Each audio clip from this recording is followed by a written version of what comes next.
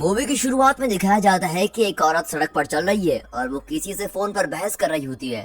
तभी वो एक रनडाउन सिनेमा देखती है जिसका नाम है द रियल्टो, जिसमें the things in the hoods movie play हो रही है।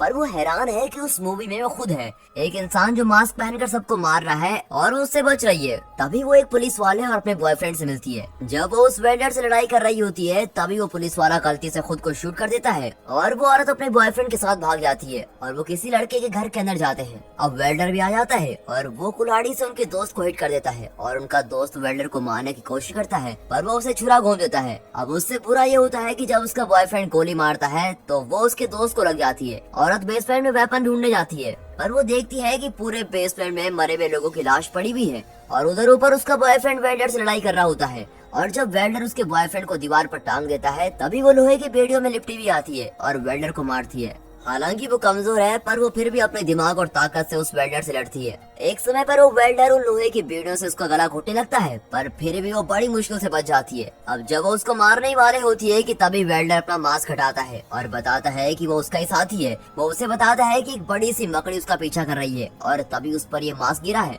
और वो मकड़ी से बच गया पर उसके फ्रेंड्स नहीं बचे। इसकी वजह से उसने मकड़ी को मारने के लिए सबको मारना शुरू कर दिया। उस औरत को मकड़ी की वश में नहीं होना है इसलिए वो वेल्डर को उसको मारने को बोलती है पर तभी वहाँ बहुत सारी मकड़ी आ जाते हैं। अब एक लड़की जिसका नाम प्रीति है और वो अपने चेहरे को लेकर डरती है और उसका मंगेतर जिसका नाम हैंडसम है उसे पता है कि वो क्या सोचती है तो वो उसको प्लास्टिक सर्जरी करने के लिए बोलता है और बताता है कि उसकी माँ ने भी प्लास्टिक सर्जरी करवाई थी। हैंडसम की माँ उसको सपोर्ट करती है और वो प्लास्टिक सर्जरी के लिए रेडी हो जाती है क्योंकि वो अपने मंगेतर के सामने मजबूत दिखना चाहती है। क्या आपके लिए भी खूबसूरती बहुत मायने रखती है और अगर आप प्रीति की जगह होते तो क्या आप भी प्लास्टिक सर्जरी करवाते? कमेंट में जरूर बताइएगा। फिर सर्जन उसे उसके निशान को ठीक करने के साथ ही उसके नाक और ठोड़ी को भी सुंदर करने को बोलता है। वो सोचती है फिर सर्जन की बात को मान जाती है। सर्जरी के बाद नर्सें उसको बताती है कि सब कुछ अच्छे से हो गया है और उसका सिर पूरा ढका हुआ है और वो मम्मी जैसी लग रही है। हैंडसम उसकी कुछ तस्वीर लेके उसके दोस्तों को भेजता है। सर्जन उसके पास आता है और बोलता है कि उसकी नाक पर किया गया ऑपरेशन थोड़ा सा ठीक नहीं है पर वो बोलता है कि सुबह तक सब कुछ ठीक हो जाएगा और वो बहुत ही सुंदर दिखेगी।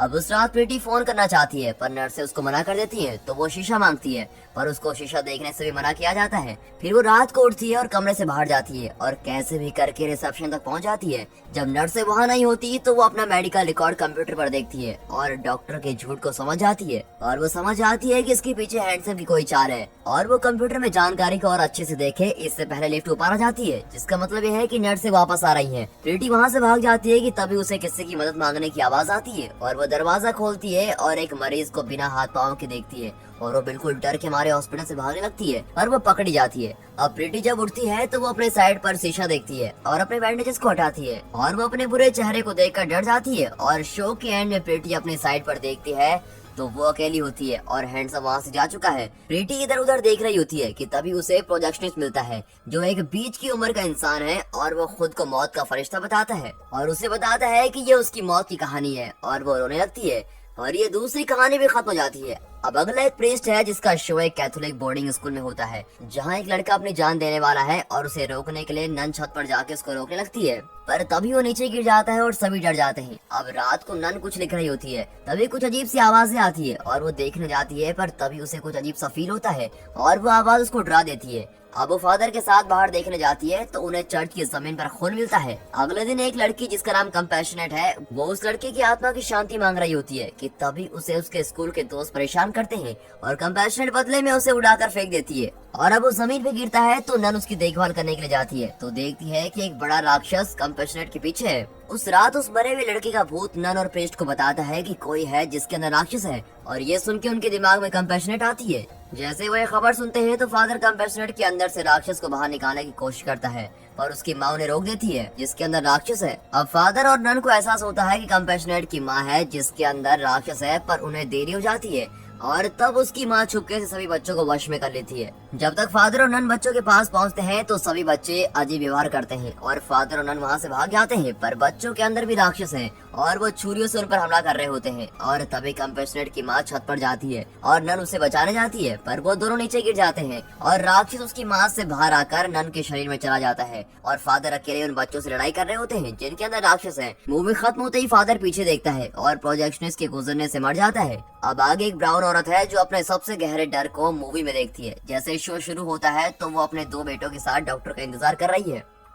2 दिन पहले उसके पति ने उसे छोड़ दिया है और उसके बाद से ही उसे अपने आसपास सब अलग लग रहा है। अब जैसे ही वो अपने थेरेपिस्ट से मिलती है, वो उसे बताती है कि उसकी दिमागी हालत ठीक नहीं है और उसके 2 बेटे उसे यहाँ लाए हैं। थेरेपिस्ट बिना कुछ बोले भी वहाँ से एक फोन सुनने चला जाता है। ब्राउन भी वहाँ से चली जाती है और देखती है कि उसके बेटे गायब है। वो चिल्लाती है और देखती है कि क्लिनिक में धूल और मिट्टी है, जो कि बहुत ही डरावनी है, और वो सोचती है कि उसके बच्चे कहाँ गए। तभी उसे बाथरूम से आवाज आती है और वहाँ पर प्लम्बर नलका ठीक कर रहा होता है। ब्राउन उसे अपने बच्चों के बारे में पूछती है, पर वो कुछ नहीं बोलता। तो वो अपनी पिस्टल निकाल कर उसको धमकाती है, पर वो तब भी जवाब नहीं देता। अब वो अपने पति को फोन करती है कि वो उनके बच्चों को ढूंढे, पर वो बोलता है कि उनके कोई बच्चे नहीं है। अब ये सुनकर ब्राउन गन को खुद की तरफ करती है और जैसे वो ट्रिगर दबाने वाली होती है तो उसे अपने बेटों की रोने की आवाज आती है। अब ये सुनकर वो दरवाजे के पास जाती है और अपने बेटे को थेरेपिस्ट के साथ देखती है।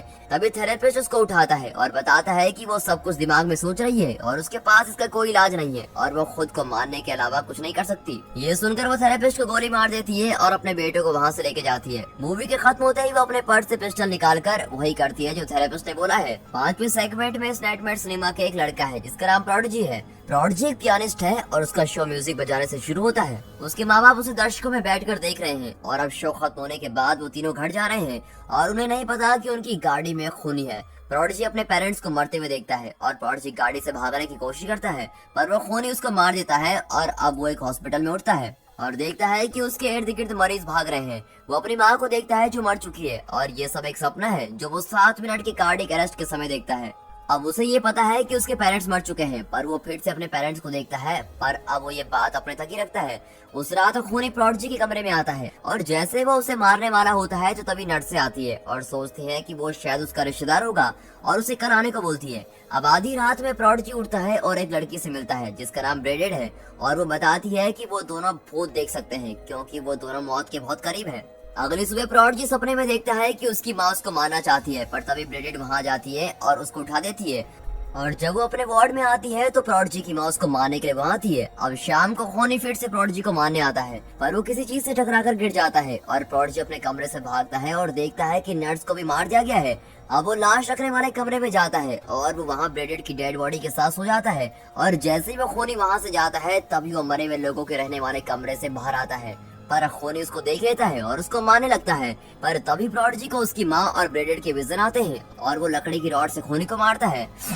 अब स्क्रीनिंग के बाद प्रोडिजी को कुछ समझ नहीं आता, तभी प्रोजेक्शनिस्ट उधर आता है और उसको मूवी का मतलब समझाता है और बताता है कि ऐसी मूवी से कितने लोगों की जान गई है और प्रोडिजी वहाँ से भागता है, पर जो होना है वो तो होता ही है और ये मूवी यहाँ पर खत्म हो जाती है।